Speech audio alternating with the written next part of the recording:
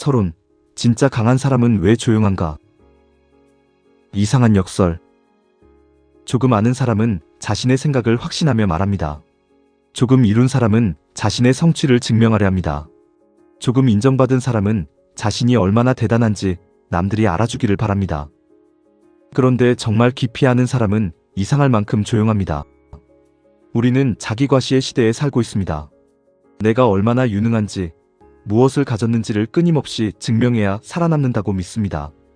그래서 사람들은 더 크게 목소리를 내고 자신을 화려하게 포장하려 했습니다. 그런데 이상한 점이 있습니다.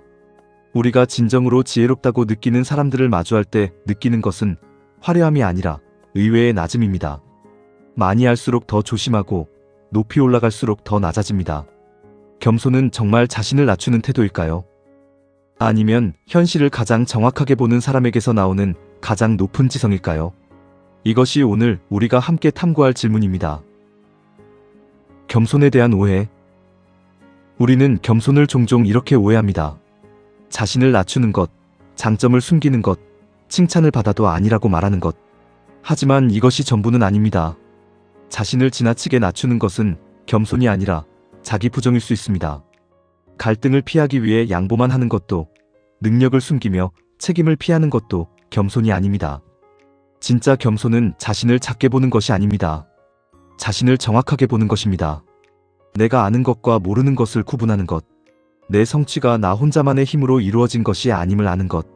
그것이 겸손의 출발점입니다. 일부, 오만이 놓치고 겸손이 여는 것. 세상을 작게 보는 착각. 오만한 사람은 자기 자신을 크게 봅니다. 그런데 더 깊이 보면 그는 세상을 너무 작게 보고 있는지도 모릅니다. 자신이 모르는 세계의 크기를 모르기 때문에 쉽게 단정합니다. 타인의 경험이 얼마나 깊은지 모르기 때문에 쉽게 판단합니다. 자신이 받은 도움을 보지 못하기 때문에 모든 것을 자기 능력으로 착각합니다. 그래서 오만은 단순한 성격 문제가 아닙니다. 오만은 인식의 좁음입니다.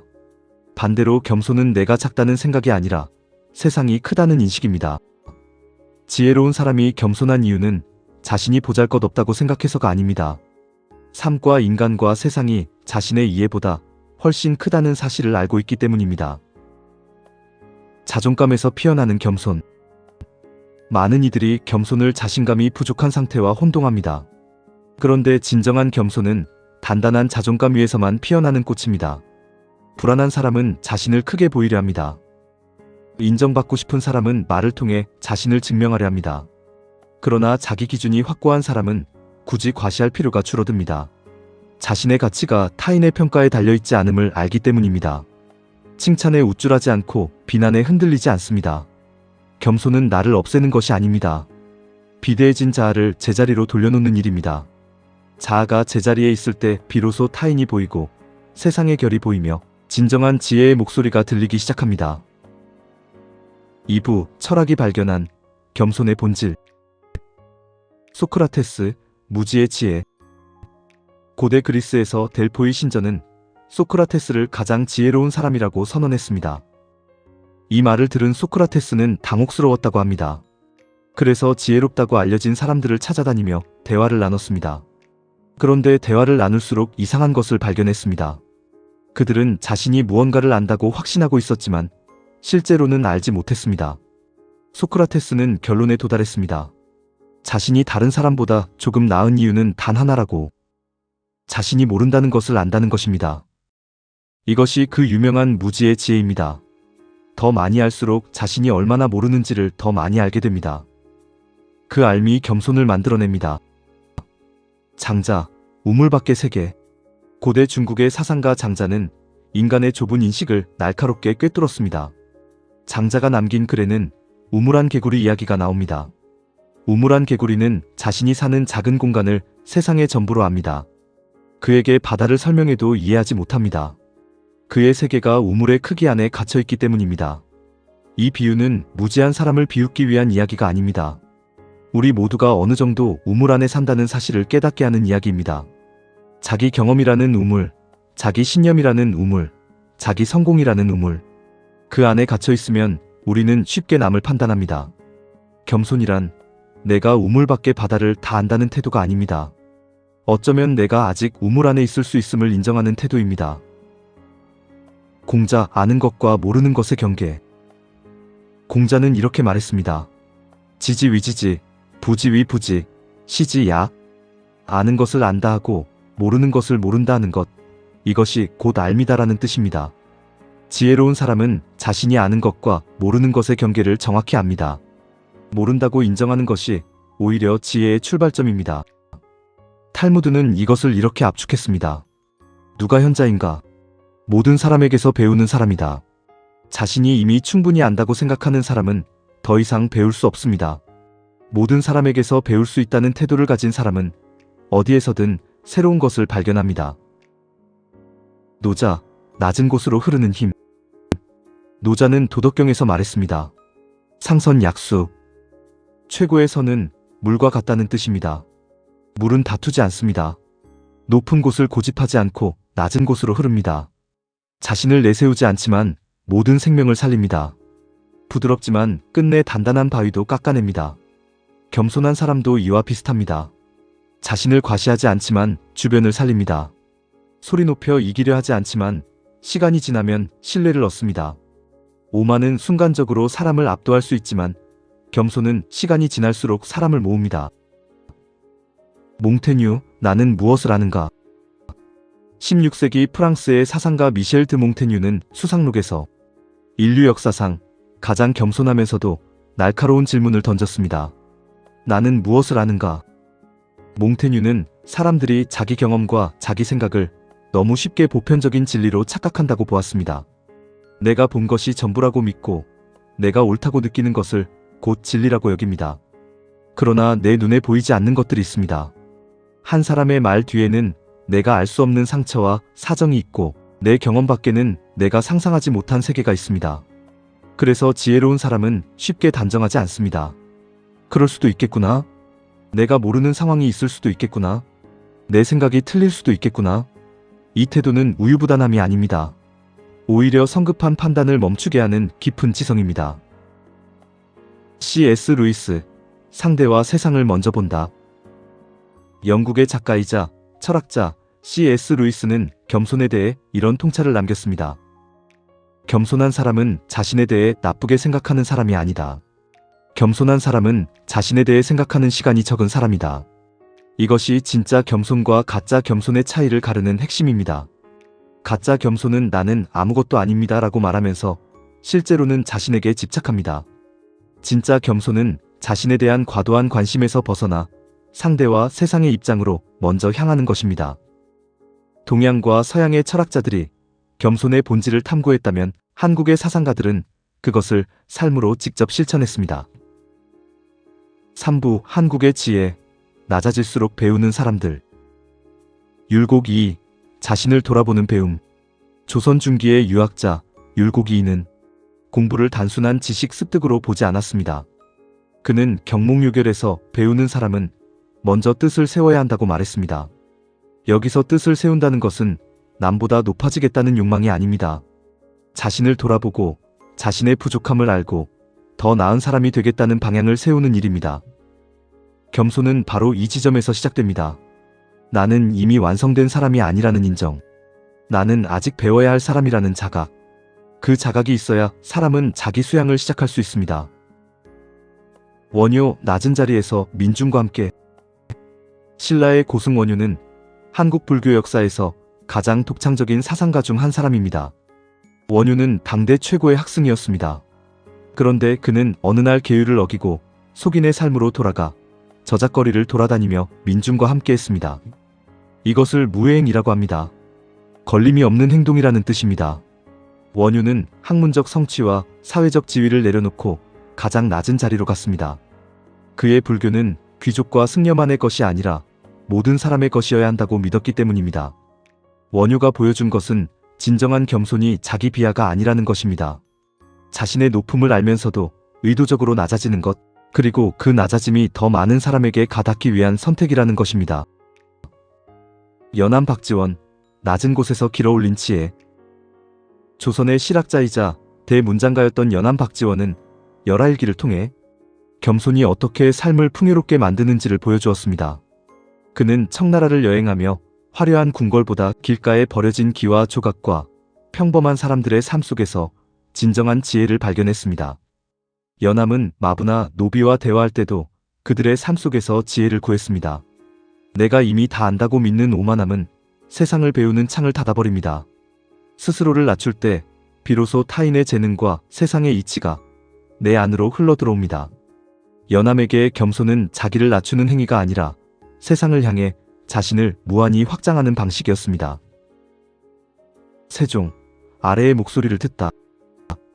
한국 역사에서 겸손한 지성의 힘을 가장 잘 보여주는 인물 중 하나가 세종입니다. 세종은 가장 높은 자리에 있었지만 혼자 모든 것을 안다고 여기지 않았습니다. 집현전 학자들과 토론했고 백성의 삶을 듣고자 했습니다. 훈민정음 창제의 바탕에도 이런 태도가 있었습니다. 백성이 말하고 싶어도 글로 표현하지 못하는 현실을 본 것입니다. 높은 자리에서 아래를 내려다본 것이 아니라 아래의 목소리를 들으려 한 것입니다. 진짜 겸손은 자신을 낮추는 말에 있지 않습니다. 자신보다 낮은 자리에 있는 사람의 목소리를 진심으로 들을 수 있는 능력에 있습니다. 사부, 심리학이 밝힌 겸손의 힘. 더닝크루거 효과, 모를수록 확신하는 이유. 1999년 코넬 대학의 심리학자 데이비드 더닝과 그의 제자 저스틴 크루거는 놀라운 연구 결과를 발표했습니다. 능력이 부족한 사람일수록 자신의 능력을 과대평가하는 경향이 있다는 것입니다. 이것을 더닝크루거 효과라고 합니다. 처음 배울 때는 조금만 알아도 다 아는 것 같습니다. 하지만 깊이 들어가면 모르는 것이 더 많아집니다. 책 한 권을 읽고 나면 세상이 단순해 보일 수 있습니다. 그러나 100권을 읽고 나면 세상이 얼마나 복잡한지 보이기 시작합니다. 이것이 지혜로운 사람이 겸손해지는 이유입니다.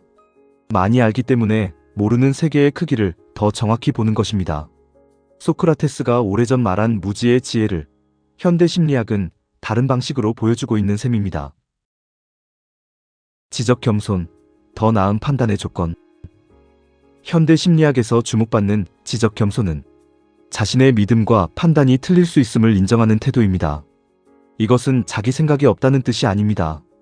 오히려 자기 생각을 가지고 있되 그 생각을 절대화하지 않는 능력입니다.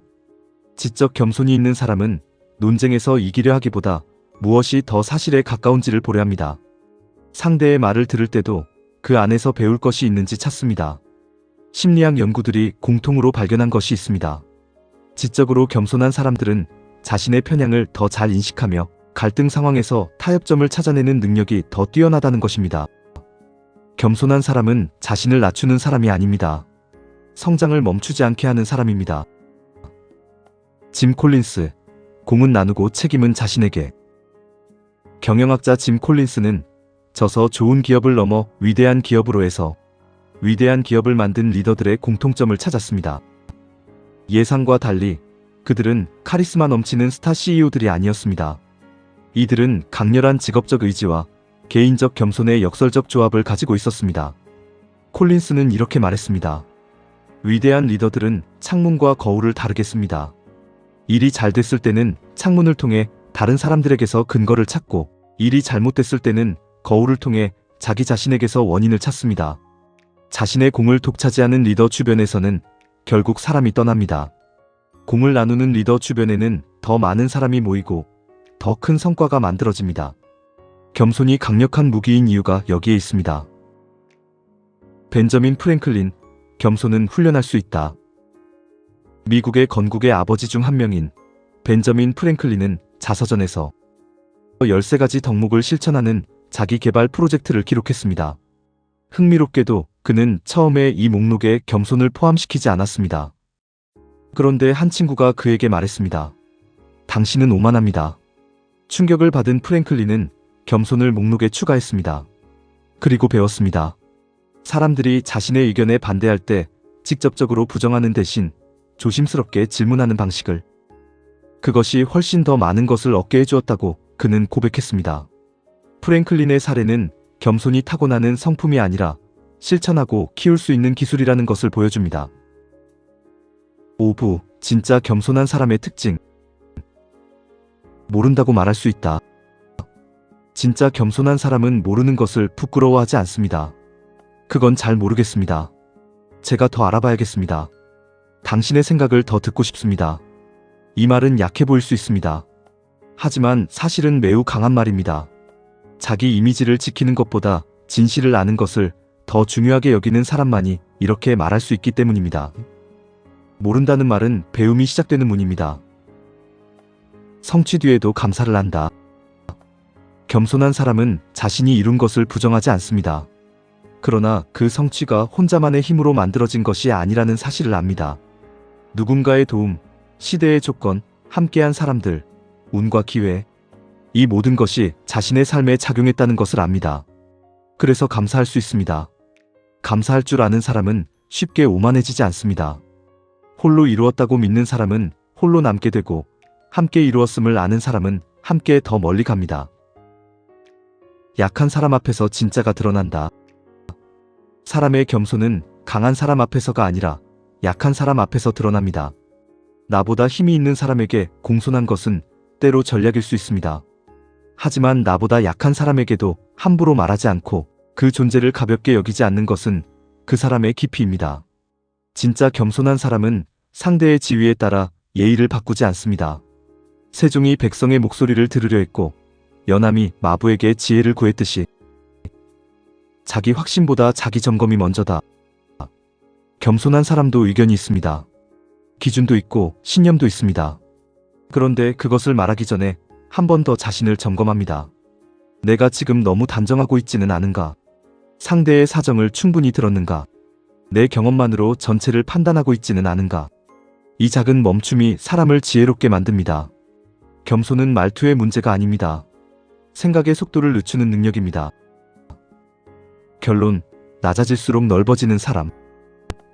이제 더 명확해졌습니다. 지혜로운 사람이 겸손한 이유는 삶과 인간과 세계가 자신의 이해보다 훨씬 크다는 사실을 알고 있기 때문입니다. 소크라테스가 말한 무지의 지혜도, 장자의 우물박세계도, 노자의 낮은 물도 결국 같은 방향을 가리킵니다. 지혜는 자신을 크게 보이려는 마음에서 나오지 않습니다. 자신이 모르는 세계를 인정하고 낮은 곳에서도 배울 수 있는 마음에서 나옵니다. 그리고 현대 심리학은 이것을 수치로 확인합니다. 더 많이 알수록 더 겸손해지고 겸손한 사람이 더 나은 판단을 하며 겸손한 리더가 더 위대한 조직을 만든다는 것을. 겸손은 약함이 아닙니다. 겸손은 자신을 정확하게 볼 수 있는 눈이고 계속 배울 수 있는 열린 태도이며 상대를 진심으로 대할 수 있는 힘입니다. 겸손을 방해하는 것. 가까이 들여다보면 겸손을 방해하는 것들이 있습니다. 비교로 자신을 증명하려는 마음, 모르는 것을 숨기려는 태도, 성취를 자기 힘으로만 해석하는 습관, 약한 사람 앞에서 함부로 하는 태도. 이것들이 조용히 우리를 오만으로 이끕니다. 겸손을 키우는 작은 실천. 오늘부터 해볼 수 있는 것들이 있습니다. 하루에 한 번 내가 모르는 것은 무엇인가라고 물어보는 것. 내 의견과 다른 말을 들었을 때 바로 반박하지 않고 그 말 안에 배울 점이 있는지 찾아보는 것. 성취 뒤에 있었던 도움을 떠올려보는 것. 나보다 약한 위치에 있는 사람에게 오늘 내가 어떤 태도를 보였는지 돌아보는 것. 겸손은 큰 자리에서 증명되지 않습니다. 작은 말투에서, 시선에서, 기다려주는 태도에서 드러납니다. 오늘의 결. 첫째, 겸손은 자신을 작게 보는 것이 아닙니다. 자신을 정확하게 보고 세상의 크기를 인정하고 경외하는 태도입니다. 둘째, 오만은 자신을 크게 보는 것이 아니라 세상을 작게 보는 것입니다. 내가 모르는 세계가 있음을 잊을 때 사람은 쉽게 단정합니다. 셋째, 지혜로운 사람은 모른다고 말할 수 있습니다. 그 말은 약함이 아니라 배움이 시작되는 문입니다. 넷째, 진짜 겸손은 약한 사람 앞에서 드러납니다. 상대의 지위와 상관없이 사람을 존중하는 태도가 겸손의 깊이를 보여줍니다. 다섯째, 겸손은 강력한 힘입니다. 사람을 이기기보다 사람을 얻고 성공을 과시하기보다 오래 지키게 만들기 때문입니다. 여섯째, 겸손은 실천할 수 있는 기술입니다. 오늘 내가 모른다고 말하는 것, 다른 의견을 먼저 듣는 것, 그 작은 실천이 삶의 결을 바꿉니다. 낮아져야 크게 본다. 어쩌면 우리는 겸손을 너무 오래 자신을 낮추는 일로만 생각해왔는지도 모릅니다. 하지만 진짜 겸손은 나를 지우는 일이 아닙니다. 내가 서 있는 자리를 정확히 아는 일입니다. 사람은 높아질수록 더 멀리 볼 수 있을 것 같지만 때로는 낮아질수록 더 넓게 보게 됩니다. 물처럼 낮은 곳으로 흐르는 사람. 자신을 앞세우지 않지만 주변을 살리는 사람. 조용하지만 오래 신뢰받는 사람. 그런 사람이 지혜로운 사람일지도 모릅니다. 겸손이 때로 어렵게 느껴지더라도 지금 자신을 돌아보고 있다는 것만으로도 이미 충분히 의미 있는 시작입니다. 그 작은 자각이 삶의 결을 조금씩 바꿉니다. 겸손은 자신을 작게 여기는 일이 아닙니다. 세상이 얼마나 큰지를 아는 일입니다. 그 알매서 가장 깊은 지혜가 시작됩니다. 보이지 않는 흐름이 우리를 여기까지 데려왔고 말해지지 않은 시간들이 지금의 우리를 만들었습니다. 삶은 언제나 흐르고 우리는 그 위에 결을 새기며 살아갑니다. 오늘도 끝까지 함께 해주셔서 감사합니다. 이 이야기가 당신의 삶을 조금 더 깊이 바라보는 눈이 되었기를 바랍니다. 한 번 들은 지혜는 스쳐 지나가지만 여러 번 들은 지혜는 비로소 내 삶의 언어가 됩니다. 마음에 닿은 부분이 있었다면 다시 한번 들어보십시오. 들을 때마다 새로운 것이 보입니다. 삶은 설명되지 않습니다. 다만 조용히 결로 쌓여갑니다. 삶의 결은 언제나 당신을 사랑합니다. 당신의 오늘이 어제보다 조금 더 단단해졌기를 바랍니다. 더 깊은 이야기를 가지고 다시 찾아뵙겠습니다.